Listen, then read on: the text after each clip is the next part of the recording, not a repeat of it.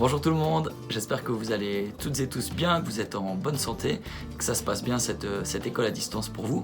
Alors pour cette deuxième semaine, on fait un autre point de grammaire avec cette vidéo, c'est les homophones grammaticaux, homophones lexicaux, c'est quelque chose que vous avez certainement déjà vu ces dernières années. Homophones, comme le nom l'indique, c'est des mots qui se prononcent de la même façon, mais qui sont différents soit par leur usage grammatical, les homophones grammaticaux, soit parce qu'ils ne sont pas de la même classe de mots, c'est les homophones lexicaux.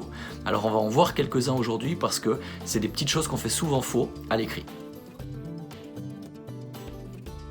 Alors les premiers homophones auxquels on va s'intéresser, c'est en on, ONT, on, ON, ou alors ON avec le N apostrophe. Alors le premier, ONT, c'est simplement le verbe avoir à l'indicatif présent, à la troisième personne du pluriel. Par exemple, ils ont 2 enfants. Et pour l'identifier, on pourrait simplement mettre un autre pronom, par exemple elle a 2 enfants. Et là on verrait bien que c'est bien le verbe avoir. Les deux autres cas, on, ou on, n apostrophe, c'est simplement le pronom indéfini on, mais à la forme à l'affirmative ou alors à la forme négative. Par exemple, à l'affirmative, on y arrivera, simplement. Et celui qu'on oublie parfois, c'est avec ce n apostrophe. Par exemple, si on dit on n'y arrivera pas, ou alors on n'y arrivera jamais. Vu qu'il y a la liaison qui serait de toute façon faite avec le on et le y, c'est quelque chose qu'on oublie de temps en temps, ce ne, jamais, ne, rien, ne pas. Donc voilà, c'est simplement la forme négative. Assez facile ces premiers homophones grammaticaux. Il vous faut simplement donc faire l'exercice 26 à la page 352. Second groupe d'homophones auquel on va s'intéresser, c'est en quand. Q-A-N-D, Q'-E-N ou alors Q-A-N-T.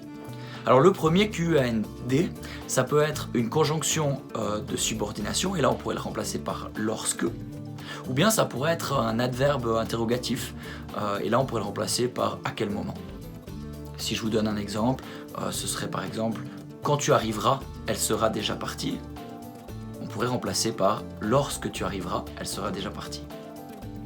Le deuxième avec Q'-E-N, en fait c'est simplement que mis avec en. Et par exemple, on pourrait avoir ça dans la phrase « Qu'en penses-tu » Et une technique pour l'identifier, c'est de remplacer ce « en » par « de cela ». Ça donnerait « Que penses-tu de cela » Et puis le troisième cas, le Q-A-N-T, il va aller avec quant à ou quanto. Et en fait, donc c'est une locution qui va avec la préposition, par exemple, à. La technique pour l'identifier, c'est de remplacer par en ce qui concerne. Si on prenait par exemple la phrase « Quant à Johan, il va réussir son examen », on pourrait remplacer par « En ce qui concerne le Johan, il va réussir son examen ». Voilà, j'espère que c'était clair et il vous faut simplement faire l'exercice 27 à la page 352. Dernier point pour les homophones grammaticaux aujourd'hui, quoique, en un mot ou en 2 mots. Et là en fait la technique elle est super simple. Si vous pouvez le remplacer par bien que, vous l'écrivez en un seul mot. Sinon vous l'écrivez en 2 mots. Je vous donne 2 exemples.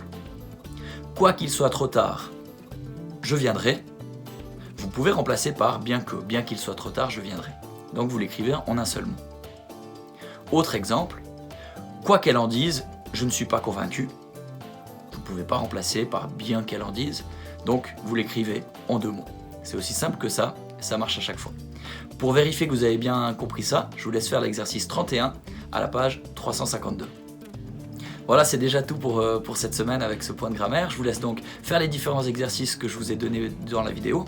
Et puis je vous mets également sous la vidéo quelques autres exercices à faire en ligne facultatifs. C'est s'il y a un des points avec lequel vous êtes moins à l'aise, vous pouvez faire ça pour vous entraîner. Voilà, et je réponds évidemment à vos questions s'il y en a. Je vous souhaite une belle semaine et on se voit vendredi. Au revoir.